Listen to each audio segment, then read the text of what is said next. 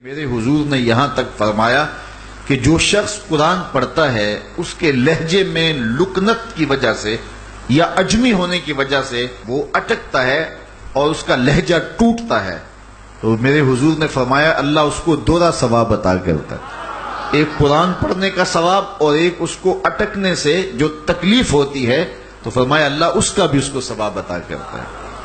اور فرمایا یہ وہ پاکیزہ کتاب ہے کہ اگر تمہارا رب سے باتیں کرنے کو جی چاہے تو قرآن کھول کے بیٹھ جاؤ، یہ رب سے ہم کلام ہونا ہے، یہ اپنے رب سے گفتگو کرنی ہے۔ میرے حضور نے فرمایا کہ قرآن اللہ کی وہ لٹکتی ہوئی رسی ہے جس کا ایک سرا تمہارے ہاتھ میں ہے، دوسرا سرا تمہارے رب کے ہاتھ میں۔ تو خوش نصیب ہیں وہ لوگ جو اس کتاب کے ساتھ جڑ جاتے ہیں اور وہ دھرتی، وہ مقام، وہ جگہیں فیروز بخت ہیں کہ جہاں قرآن مجید کی تلاوت ہوتی ہے۔ گھروں کو قبرستان نہ بناؤ، گھروں میں نوافل ادا کرو اور قرآن مجید کی تلاوت سے اپنے گھروں کو آباد کرو۔ اگر گھر میں روزانہ کی بنیاد پہ قرآن مجید کی تلاوت کا معمول بن جائے تو پھر کوئی جن، کوئی بھوت، کوئی آسیب اور کوئی بدروح آپ کو تنگ نہیں کر سکتی۔ جہاں قرآن کی تلاوت تسلسل کے ساتھ ہوتی ہوگی وہاں جن نہیں ہوگا، وہاں ٹونے نہیں ہوں گے، وہاں جادو نہیں ہوگا، وہاں سایہ نہیں ہوگا، وہاں رحمت الہی کا سائبان تان دیا جائے گا۔ جہاں قرآن پڑھا جائے وہاں نزول باران ہوتا ہے، رحمتوں کی برسات ہوتی ہے۔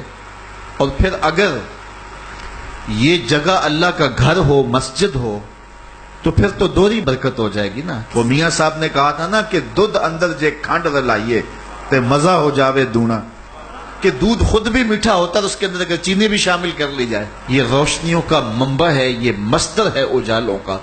اس کتاب سے اتنی روشنیاں پھوٹتی ہیں کہ زندگی کے سارے اندھیرے ختم کیے جا سکتے ہیں۔ یہ طمانیت قلب کا سبب بھی ہے، یہ روح کے اجالوں کا سبب بھی ہے، یہ کتاب زندگی ہے، کتاب حیات ہے۔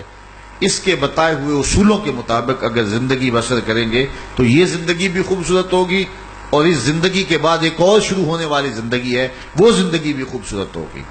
قرآن قبر میں چراغاں کرے گا، قبر میں روشنیاں دے گا، قبر میں اجالا کرے گا۔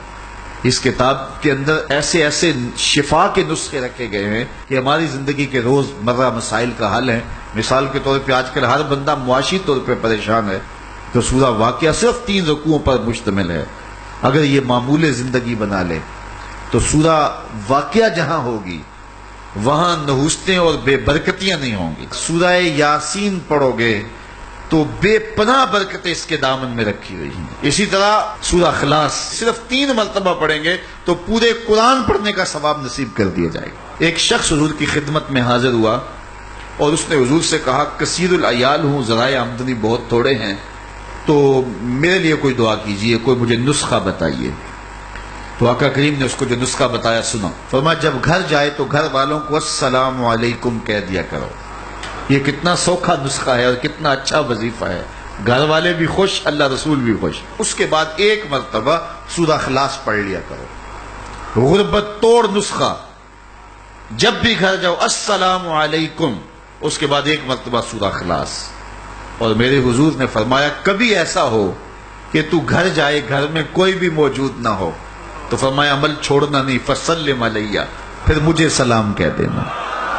وہ اپنے نام لیواؤں کو تنہا چھوڑتے کب ہیں، جہاں ہم دم نہ ہو کوئی وہاں سرکار ہوتے۔ وہ کہتے ہیں میں عمل شروع کر دیا، گھر جاتا السلام علیکم، اس کے بعد السلام علیکم کے بعد میں سورہ اخلاص 1 بار پڑھ دیتا۔ اس عمل کی برکت سے میں نے تو امیر ہونا ہی ہونا تھا، میرے ہمسائے بھی امیر ہو گئے، میرے ہمسائے بھی امیر ہو گئے۔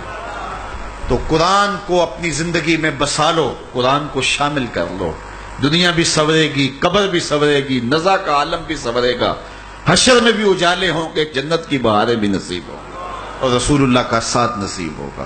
تو اس کتاب سے جڑو، اس کو ورق ورق پڑھو، اس کو حرف حرف پڑھو، اس کو رکوع رکوع پڑھو، اس کا ایک ایک آیت ممکن ہو تو ایک ایک آیت روز پڑھ لو، اور اس کو ترجمے اور تفسیر کے ساتھ، توضیح کے ساتھ، شان نزول کے ساتھ اس کتاب اللہ کی تلاوت کا معمول بناؤ۔